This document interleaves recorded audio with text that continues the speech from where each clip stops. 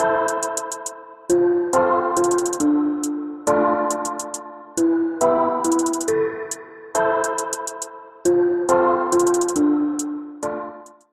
morning, good afternoon, good evening, depending on which part of the world you're joining us from. And welcome to this edition of the Kalpana Chawla Space Dialogue, Space Policy Dialogue that is being organized by the Observer Research Foundation.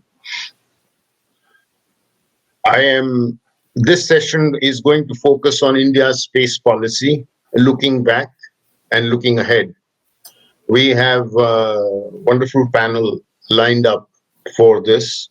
And as I think all of you know, India's space policy has been the subject of discussion and considerable commentary in recent years. There's been a lot of activity that is taking place. New organizations have been set up. Just last month, there was the Indian Space Agency, Indian Space Association. I think that was inaugurated by Prime Minister Modi. And before that, also, we saw another entity coming into being called InSpace. So how does all this look? So maybe to start with, I will turn to Prateep. Prateep, you're based in Bangalore. You have a lot of activities. How do you look at the scene in terms of India's space policy?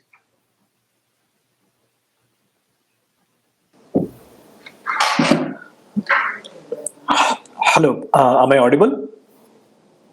Yes. Yes. Thank you so much, Ambassador Sood, and it's a pleasure to be speaking on this panel.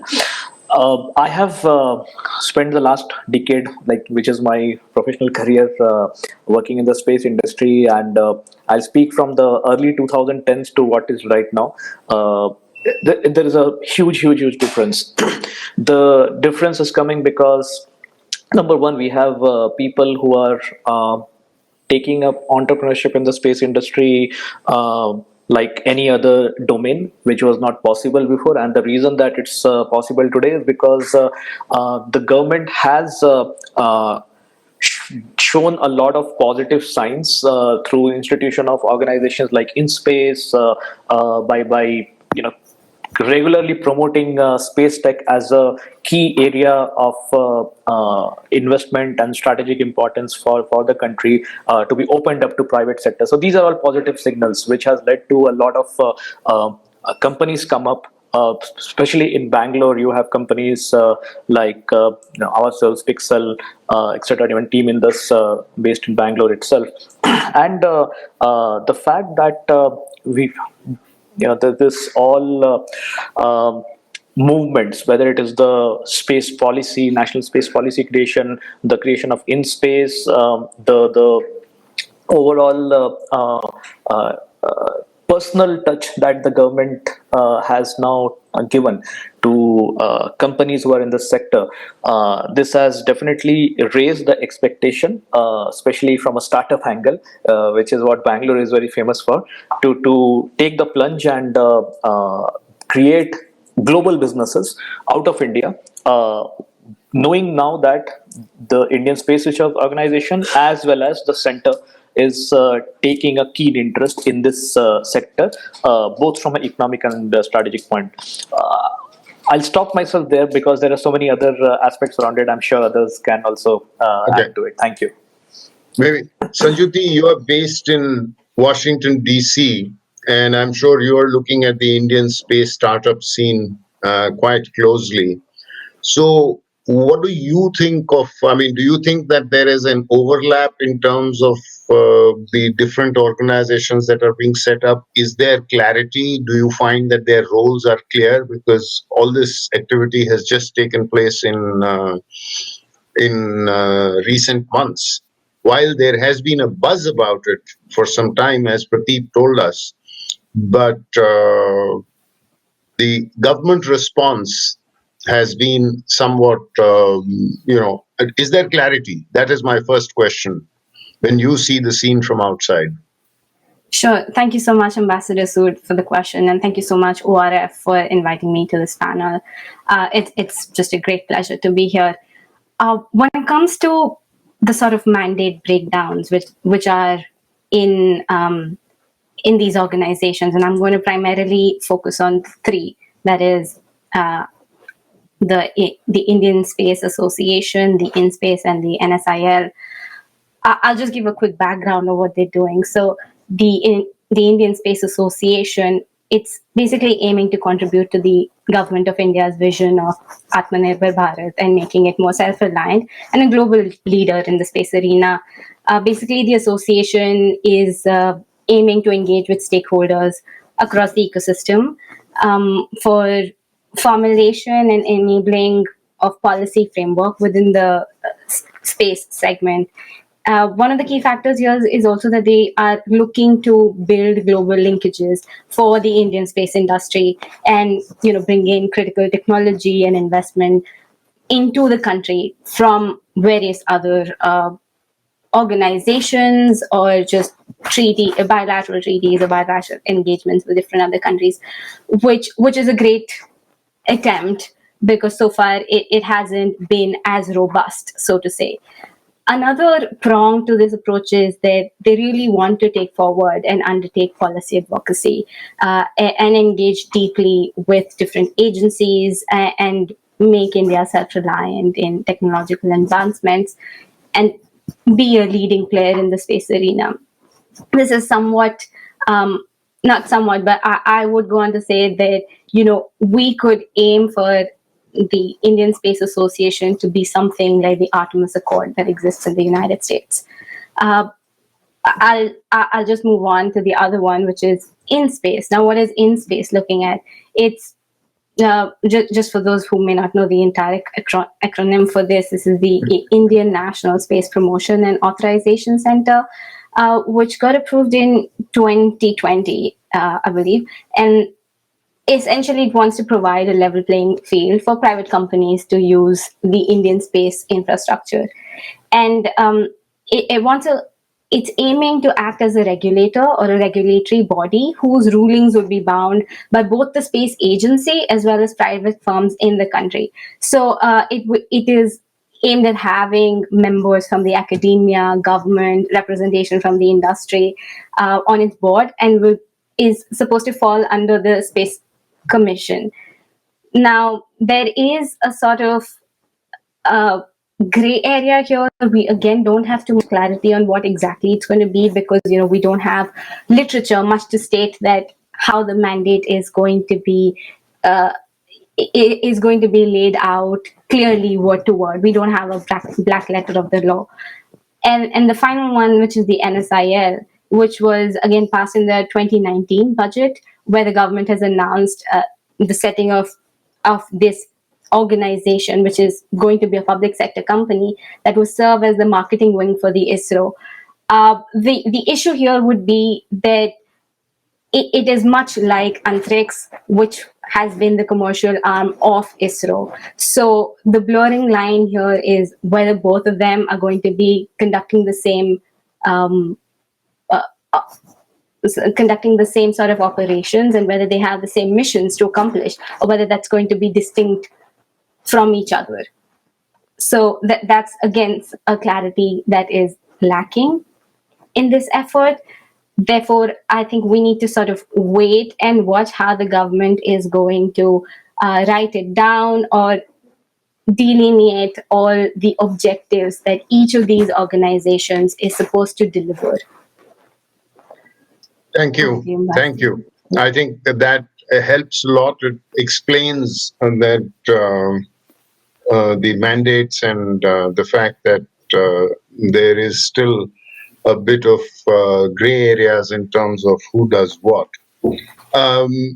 Anirudh, your company has been working in the space tech sector and looking at the legal aspects of it. I mean, something that Senjuti said, she said that InSpace, for example, is supposed to be an authorization, a regulatory kind of, provide a regulatory framework. But normally, regulatory bodies are independent of the main operator. So, like the telecom regulatory doesn't come, it's an autonomous body with its own set up under its own act and so on. That's not the case to the best of my knowledge. So how do you look at, particularly if the private sector has to come in, what kind of clarity do they need in terms of regulatory frameworks, liability frameworks, etc.? Thank you. Thanks, sir. So, no, absolutely right. One that this challenge of having the in-space not as an independent body, independent from the ISRO and other arms of the DOS, is not a new issue or a new challenge for the industry. This has been the case even back in the day when we had, Antrix kind of handling all of, commercial operations for the DOS. And the lack of the conflict of interest that is inherent when a regulator is also meant to is also the operator and the primary operator, in fact, for the country historically, as a result of which the space industry, the private space industry, has always found itself kind of taking a backseat, right? And it comes across in multiple different ways, right? So whether it is the inherent preference for Indian satellite capacity, and in fact insat capacity over private capacity or foreign capacity, which has been a challenge. Working on so I mean, if I could take the example of the many challenges that Team Indus, one of the earliest kind of marquee missions, private missions out of India, one of the many challenges that was speculated to, have kind of come in the way of that mission was also that, the ISRO at the same time was also planning its own Chandrayaan mission, right? And that again is an inherent conflict, which kind of starts to manifest itself in various ways. One additional thing that I would like to bring about, and adding to what Senjuti was talking about from the perspective of a lack of clarity generally, in when there are multiple entities within the DOS umbrella, right, that are looking at different things, and you don't have absolute clarity on who's supposed to do what. Within the umbrella of the DOS itself, we continue to still add and propose more and more separate entities, right? So, for example, the new the draft Spacecom policy now proposes a PSU that will be responsible for to which the ISRO is expected to hive off its assets, right? Now, the remote sensing policy also makes a reference to a new PSU, again to commercially manage remote sensing assets of the government. Now, are they meant to be the same PSUs? Are they two separate bodies? How do they interact with the other arms of the DOS, etc.? Those are the kind of issues, and I think it would be very helpful to have all of these entities carved out as independent bodies. Then both of sorry for interrupting. You said they are going to be PSUs, which right. means that they will be controlled by the government. I mean, obviously by definition. That's so right. Where does the private sector then come in? What kind of role is envisaged in that sense? So what has been spoken about is that is where I think the buzz around it needs to be, kind of, we need to see how much of this buzz is actually going to translate on the ground in real kind of private sector participation. But we are making the right noises, right? Which is that there seems to be an emphasis to bring in the private sector primarily to lead commercialization of any kind of space opportunities, wherein the ISRO then takes a backseat on the commercial front and focuses more on things which are non-commercial in nature, where we are talking about issues of national security or national importance, etc., or research and development. But unless that clarity is actually articulated in the policy documents that are being floated around, which clearly is not the case, I doubt that is going to happen. One thing you said, and I'm now going to turn to Ajay. Ajay, you heard Anirudh say that ISRO focusing on national security. I mean, to the best of my knowledge, ISRO has always prided itself on being a civilian organization and not focusing on national security. In fact, when I was dealing with ISRO, and ISRO came under sanctions by the US for the ISRO Glove Cosmos deal dealing with cryogenic engines. Successive US chairmen were in contact with us at the Ministry of External Affairs, pleading the fact that they had nothing to do with missiles, that they were only dealing with space launch vehicles, satellite launch vehicles, and so on. And so, therefore, this was a completely erroneous decision on the part of the US government.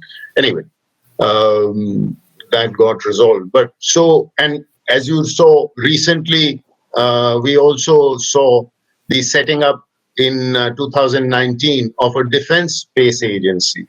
And the Defense Space Agency will have its own satellite control center, will have its own imagery processing and analysis center.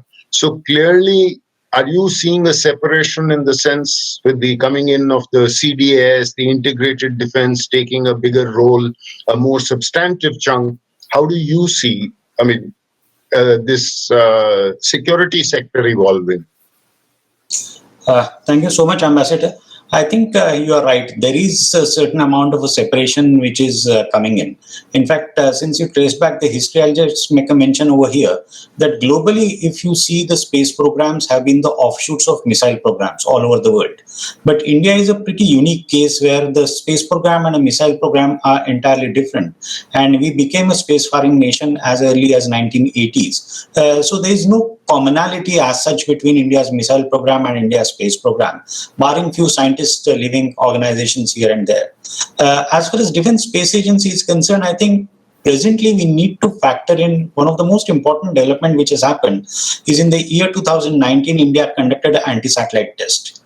I think all your rules, regulations, forecasts, your doctrines, everything which was in a pre-2019 era and what we are witnessing today, there has to be a certain amount of a difference, and that difference is appearing to be clear. As a stated policy, India is against weaponization of a space, and that policy even continues today, and to my mind, that policy should always remain in the same fashion. But at the same time, owing to certain amount of a security compulsions within the region, India needs to develop a certain amount of a deterrence mechanism, and that's one of the reasons why India went and conducted an anti-satellite test, which could be considered almost a debris-less test. So it was only to give a certain amount of an indication. If you trace back how India started using space technologies for the purposes of a military, I think we started in the year 2000 only when we launched the first technology experimental satellite. So ISRO has been assisting armed forces with a so-called dual-use technology by launching satellites which are in the domain of Earth observation or remote sensing satellites, which could be used both for the purposes of armed forces at the same time for the purposes of a civilian utility also. Now, with the establishment of a defense space agency, actually there was a demand for establishment of a space command, but government has not taken that step, and it has taken a step slightly behind it and established a defense space agency. But having said that, this agency has been now mandated to look at issues which are both related with using space for the military aspects, at the same time looking at the requirements of counter space capabilities. Thank you. I think space command will happen once the Defense Space Agency is able to build up its own expertise and build up its own assets. Because even in the case of the United States and Russia, it's only in 2015 that Russia established the Russian Aerospace Forces, which actually combines their Air Force, Missile Defense Force, and Space Force. China has also moved in that direction, as has France. And in 2019, it was when President Trump announced the setting up of a Space Force. They had a Space Command earlier. So I guess this is something that is going to happen in due course. But one of the things that it brings me to, and I'll just turn to you, Anirudh, because it links up directly with what you said, since you use the term of national security with regard to ISRO. Do you think the time has come for, instead of one, they put out a draft Spacecom for communications draft law for consideration and eliciting comments, but do you think that what we need is a clearer enunciation of space policy and what is the role of ISRO in terms of what it does. Because what has happened traditionally is that the sector has been dominated by ISRO. I mean, they carry out the launches, they own the satellites, they receive the data, they process the data, they sell the data through Antrix and now through NSIL and so on. So there is it's a seamless whole, as it were. And therefore, there is a particular structure that it has of a Department of Space, ISRO, Space Commission, and all of that. But essentially, all leading up to one person. Whether he wears the hat of, and so far it has been a he, whether he wears the hat of Secretary Space or Chairman ISRO or Space Commission Chief or whatever. So how do you see the legislative space being reformed in that sense to be able to permit what Prateep and Senjuti are looking for? Sure. So I will try and answer this largely from a Spacecom lens. And this issue, I think, also, this Spacecom is a good case study to answer this question because the issue further gets amplified, the confusion gets amplified for that sector. And just like Senjuti, gave us the, laid down for us how different arms of the BOS today are functioning in this sector. And there is confusion and lack of clarity. When it comes to Spacecom, it is not only the DOS, entities, but it is also the Department of Telecom that kind of interstate. And unfortunately, while the Spacecom policy of today and of yesteryears does not give us clarity on how the two are supposed to engage with each other to give clarity to the industry. In fact, it gets even more, and I can say this from practical experience of advising clients, when we are charting out a plan, a roadmap for our licensing, which are multiple licenses that typically travel to various different arms of the government over a period of time, there is lack of clarity on who do you go to first. So it is clear that you have to go to both. It is unclear who will prevail over what, or will both have, and ultimately who do you go to first as well. So if I go to the DOS today, I don't get a clear answer because they say, well, but have you,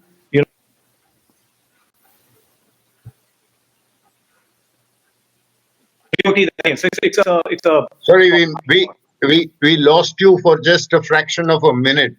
You were saying that when you go to ISRO today, you don't get a clear answer, and then we lost you. Can you just take it from there? Yes. So I'm saying that even when we if we will go to one arm of the government or say the DOS, sometimes to what extent can DOS clear a particular license or an approval until the DOT, which is also meant to which also has a say on the same subject matter, has given you a clearance or at least has weighed in or its inputs have been taken.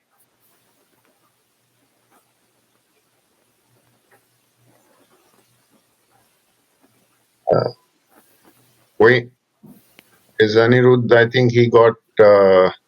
Anirudh, can you hear us? We seem to be missing him, and now I think we've missed on Prateep also. Well, yeah, Prateep, are you with us? Yeah, I'm here. I think we lost Anirudh, the ambassador Sood. I know he was in the middle of. Anirudh, are you back with us?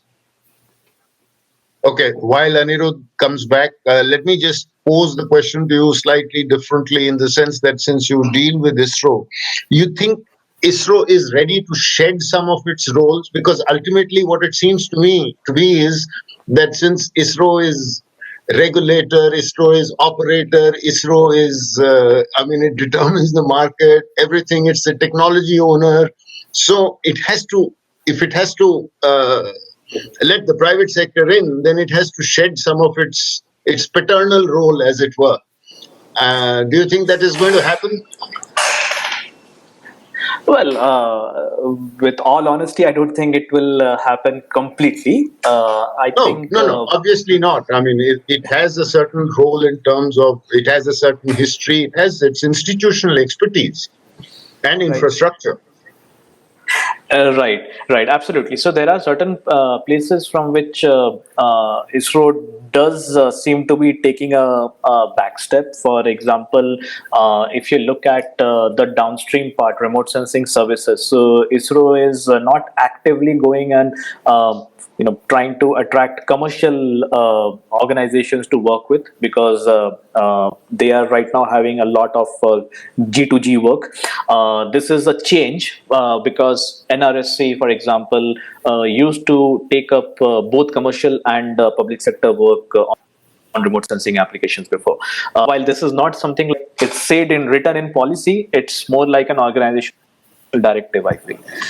So, ISRO has also actively now promoted, and I'm not saying that it's core ISRO folks, whether it's the chairman Dr. Sivan or Dr. Somnath, all of them actively supported small launcher companies, which is great because see, while ISRO is also building its SSLV, even I think another launch vehicle is the nano version of it, NSLV. They do see a market big enough for more than one organization in India to service such kind of space transportation business, as well as they are looking to both partner and compete at the same time. Now, this is an interesting domain. It can be both harmful as well as supportive of the ecosystem, if I look at it like that. Meaning, because ISRO is willing to share its expertise and lending support, it gives a kind of credibility in the market for these companies, whether you are building satellite or launchers or etc. Whereas when you are competing also potentially with them, it does infuse some amount of insecurity, in my opinion. But in the business models are very different. I think if you look at companies like Agnikul, Skyroot, they are targeting more frequent launches, different form factors, etc. So there is going to be much more clarity moving forward, I feel, with the constitution of in space and more and more focus on these competing nature of ISRO as a organization, setting the regulations as well as doing commercial. I hope my answer is vague, but it gives you some indication of where things are going from our perspective. Yeah. Anirudh, are you back with us? I am. I'm sorry. Yeah. So I just switched the question a little bit. You heard what Prateep had to say. Do you, do you want to, you were giving us some examples from the Spacecom, and the fact that it is not just one Department of Space, but also Department of Telecom. And therefore, when you look at the internet, you not only have the broadband, but now you have satellite-based broadband, which is supposed to come in if we go by OneWeb and Starlink and all those plans and things like that. So, do you have any thoughts from where Prateep left it? No, sure. And I would like to just add to what I was saying earlier as well, that the legislative the documents, the policy documents that we are seeing today, continue to add to that the confusion, or at least continue with the confusion that existed. While the DOS is making efforts in terms of releasing these policy documents, the DOT also, from time to time, you'll hear the news that is, starting its own separate or independent initiatives in the, for example, just early last year, I think, constituted the new technologies division as well. So I wish that, all in of the Department of Telecom. Within the Department of Telecom. I see. Okay. So I wish, all these initiatives are welcome, but I wish they were all kind of coordinated, and so that's one thing. Now, the other thing is that this confusion gets amplified also because of some of the other policy documents we have in place, like the FDI policy. Now, the FDI policy talks about operation of satellites, for instance, 100% government approval. The telecom route, however, has just been recently liberalized. Great move, 100% automatic. But then there are certain kind of facilities, like, for example, if I want to set up a ground station infrastructure, right? Does that fall within the ambit of telecom? or does it fall within operational satellite, or neither? Right, and so that's lack of confusion. And for all these multiple large global companies that you just named, Mr. Sood, who are looking to come into India, will particularly bear the brunt of that lack of clarity under FDI policy. Then, if you look at the unified licensing regime within telecom, right, the existing categories of, say, VSAT, or or the other categories there, again, are not very well suited, I believe, for a lot of the newer applications that we are seeing today. Right. So again, if I were to take the example of setting up ground station infrastructure, do I necessarily, is it really meant to be regulated under the VSAT regime, which was honestly contemplated at a different point in time for a very different kind of use cases, and along with it come various variety of, say, security concerns or other kind of concerns which are necessary for VSAT, or actually right, but may not play out in the same manner for a lot of the new applications I'm speaking of.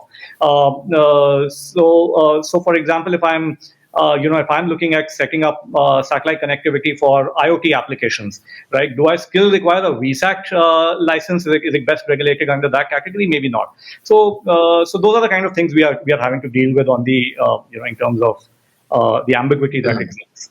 Yeah. So Senjuti, I mean, while you're welcome to comment on this as well as, but tell us a little bit, since you're based in the US.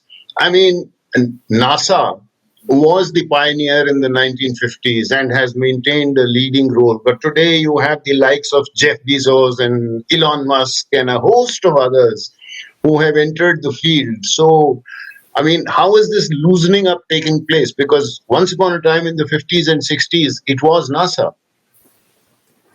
Absolutely. Thank you so much, Ambassador Sood, for that question.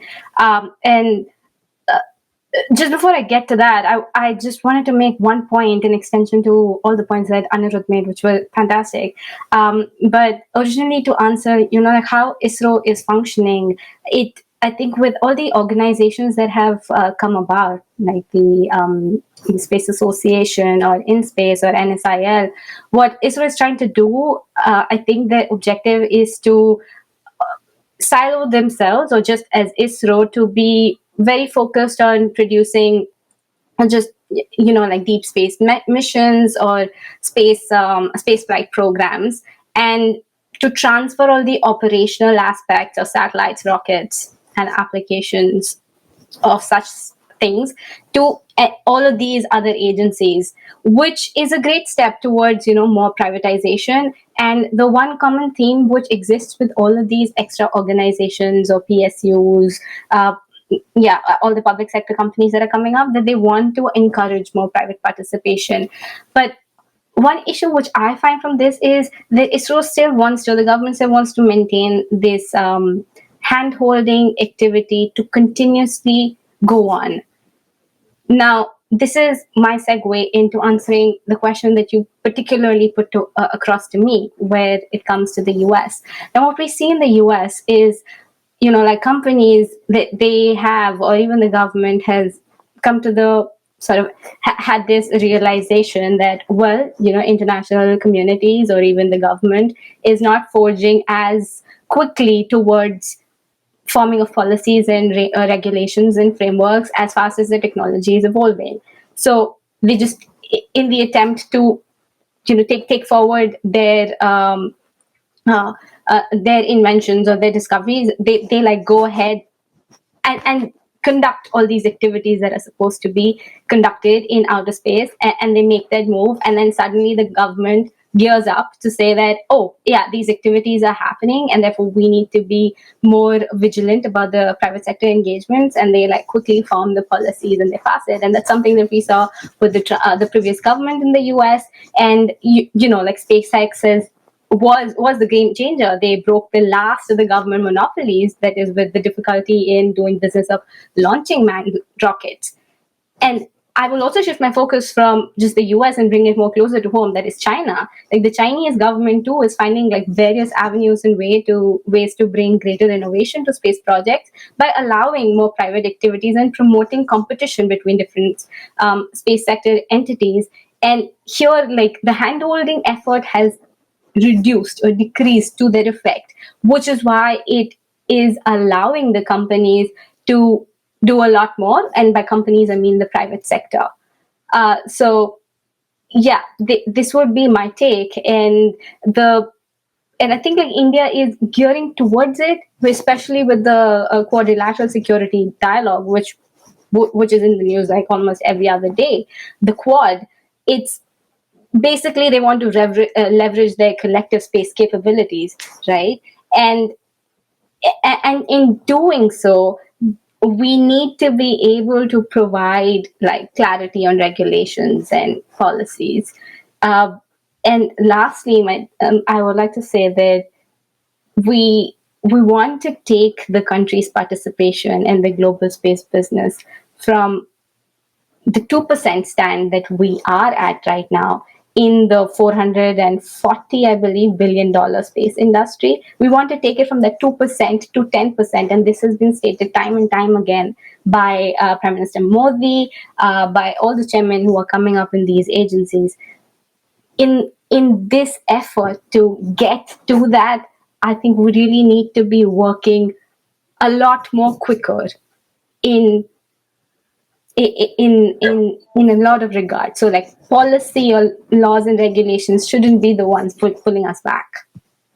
Well, but that is precisely the question. I mean, it is like a parent who sees the child grow up, but then at a certain point, the parent has to step back and let the child, you provided a nurturing environment, and now it's time for the little baby bird to also start flying. So that requires a whole different letting go approach rather than the paternalistic control approach. And I think that's where the dilemma seems to be, in addition to the fact that since multiple agencies are involved, and we all know, and that is not just true for India, it is true for any government, that where you have multiple agencies getting involved, you will have tough battles, and you need much closer, much stronger, much tighter coordination in terms of whether it's telecom or whether it is space or, who does what kind of thing. Ajey, coming to you, I mean, you mentioned about the ASAT test that India had carried out. Now, that was a kinetic kill kind of an approach. But today we are looking at different kinds of satellite neutralizing capabilities, and those that relate to co-orbitals or directed energy weapons and things like that. So given the fact that there is increasing number of satellites, we are talking of small satellites being launched in constellations of hundreds and thousands. I mean, how does that environment look to you with this developing technologies which put satellites at risk as we become more and more dependent on satellites for everything? I think particularly what we are witnessing is about the internet and the type of satellites which have been launched in a big constellations. Even astronomers have been pretty unhappy about it because the vision to the sky itself is getting blocked. I think now the time has come that one has to have a certain clear amount of a policy guidelines available all over the world, because there has been after Outer Space Treaty no treaty mechanism. You had a failed attempt of Space Code of Conduct, again a Space Code of Conduct, something akin to Hague Code of Conduct, where there is no legal binding mechanisms which are available. Because only last month China had launched one satellite. The satellite was meant for the purposes of identifying how to mitigate the debris problem, and debris problem is going to be huge. But there is a good amount of a criticism that this actually launch by China was something testing of satellite crushing technology, satellite crushing weapon technology. So there are various types of technologies which could be developed by various countries. I'm only not naming China over here, on the garb of removing the debris. And if you see the activities which are increasing in space, now people are talking of repairing satellites out into the space. People want to change the power sources of the satellites out into the space, because actually when satellite goes deaf, the optics or the remaining part remains the same. It's only the power which is an issue. So there are a lot amount of robotic experiments which are going to happen in coming few years. And that's going to have a major amount of a threat from the space weaponization point of view. Because today, if I'm having a space station and and I am having a robotic arm, that same robotic arm could be used for grabbing other satellites. So it actually depends on the imagination what one can do out into the space for the heinous purposes. To stop all these things, we need to have certain global sort of a treaty mechanism, which again appears to be a issue which not going to go further because of the inherent challenges which are involved into it. Because your entire missile defense architecture goes for a 6 when you have a treaty mechanism which amounts to, say, banning weaponization of a space or banning space weapons. So there are going to be huge challenges, and particularly the type of activity which are increasing in space, one has to be pretty careful about it, and there has to be a global view on this subject. You're right, absolutely. And I think it is important to understand that because the Outer Space Treaty goes back to 1967. And at that time, there was just the beginning of the missiles, ballistic missiles. And now, of course, we see all kinds of developments. So in a sense, there has already been a militarization of space. And now the challenge is to prevent the weaponization of space. And that requires a different level of international cooperation and coordination. So while we look at that at one hand, I think it is also quite clear that ISRO, even though it has a budget of nearly $2 billion a year, yes, roughly thereabouts. But that's not enough if we need to get to the targets that Senjuti was telling us about of what the government wants to tap into the commercial space services market. And that budget is not going to suffice, because how many launches can we have? So ultimately, we will need policy clarity. ISRO will perhaps have to accept that it has to be in the forefront of R&D, it has to be in the forefront of, let's say, manned missions and things like that. But it will have to cede a degree of control to provide the nurturing environment that is necessary for the private sector to play its due role in India's economic transformation and the Atmanirbhar Bharat that we have talked about. So once again, thank you all very much for what has been a very informative and educative session. Thank you and good luck.